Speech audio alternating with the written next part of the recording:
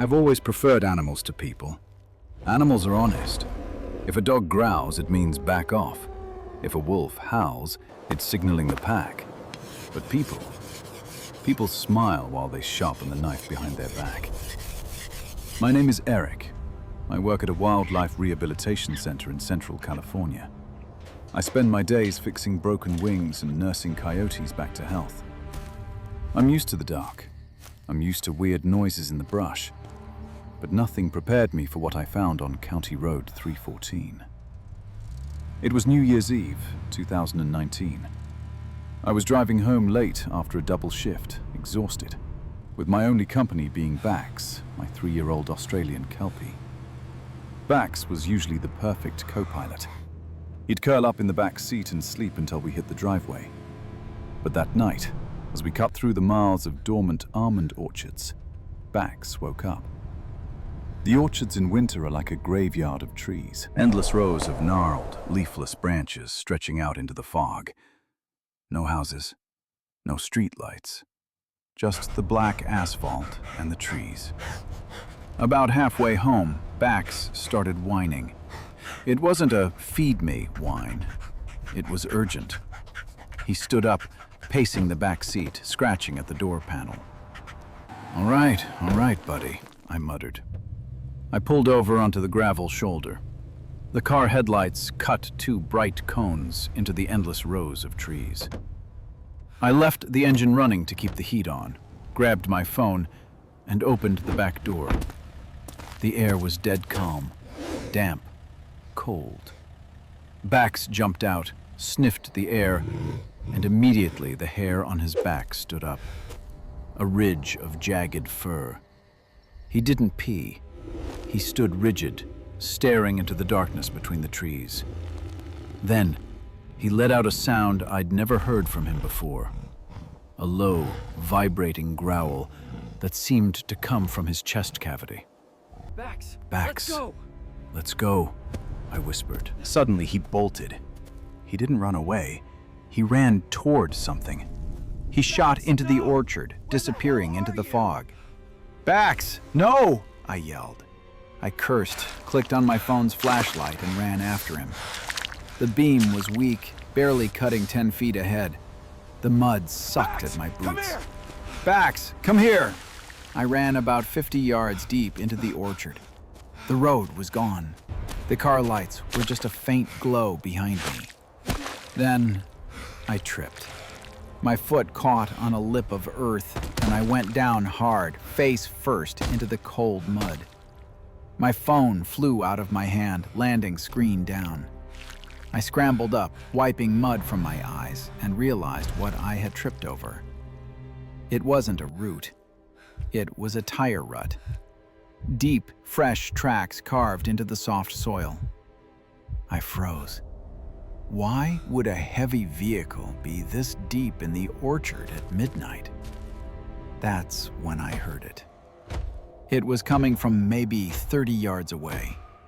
Thump, scrape, thump. It was the rhythmic, undeniable sound of digging. I grabbed my phone and killed the flashlight instantly. Darkness slammed back down on me. I crawled on my hands and knees toward a thick trunk, pressing my back against the rough bark. I held my breath. Bax appeared out of the mist. He didn't bark. He was a smart dog. He knew we were hunting, or being hunted. He pressed his body against my leg, trembling. I peeked around the tree. Through the fog, I saw the faint yellow beam of a lantern sitting on the ground. There were 3 men. 2 were in the pit, waist deep, throwing dirt over their shoulders.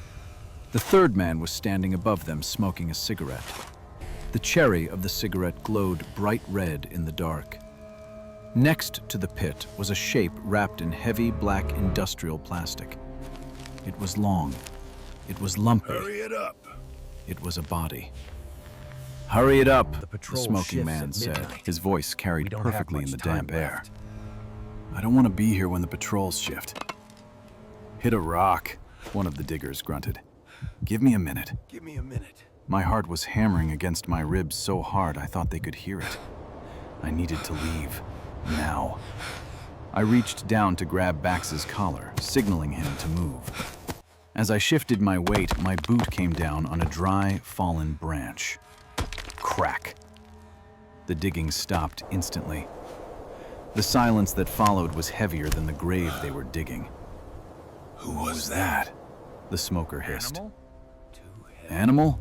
one digger suggested. "Too heavy," the smoker said. He picked up the lantern and held it high. Fan out! "Someone's watching.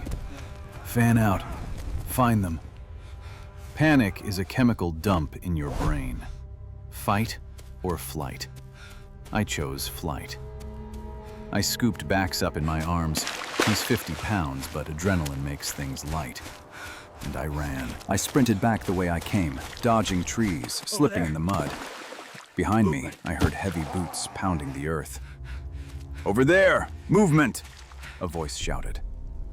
A flashlight beam swept past my shoulder, illuminating the trees ahead of me. I saw the road. I saw my car. Relief flooded my chest. I just had to get to the door, lock it, and drive. But as I broke through the final row of trees, I stopped dead. There was a fourth man. He was leaning against the hood of my car, facing the orchard. He had a tire iron in his hand, tapping it rhythmically against his leg. He was the lookout. He was waiting for whoever came out of the trees. If I ran to the car, he'd kill me before I got the key in the ignition. If I turned back, the three men behind me would catch me. I was boxed in. I looked to my left. About 20 feet away, there was a concrete irrigation control shed, half buried in weeds and overgrown blackberry bushes. It was a concrete box, maybe 4 feet high. I didn't think. I dove. I threw myself and Bax into the thorny bushes, crawling on my stomach until we were squeezed between the concrete wall of the shed and the earth. I pulled Bax's head into my chest, clamping my hand over his muzzle. "Please don't whine. Please don't breathe." I squeezed my eyes shut. Footsteps crunched on the gravel of the road. Did you see anyone? The smoker's voice asked. No, the car is still running. No, Its engine the lookout warm. replied. But the car is still running. Engine is warm. Close. They're close, the smoker said. Check the ditches. ditches. I lay there for what felt like an eternity. I could hear them walking through the tall grass. At one point, a boot stopped inches from my face. I could smell the mud on it. I could hear the man breathing. If Bax moved, we were dead. If I gasped, we were dead. But we stayed frozen, like statues. "Nothing," the man finally said. Screw it, the smoker growled. "We can't stay. Finish the car so they can't follow." Then the sounds started. The sound of glass shattering, the hiss of tires being slashed, the sickening crunch of metal being beaten. They destroyed my car systematically, every window, every light. Then, silence. Car doors slammed, an engine started, and they drove away. I didn't move for another hour. I was too terrified that they'd left someone behind to watch. When I finally crawled out, my legs were numb. I walked to my car.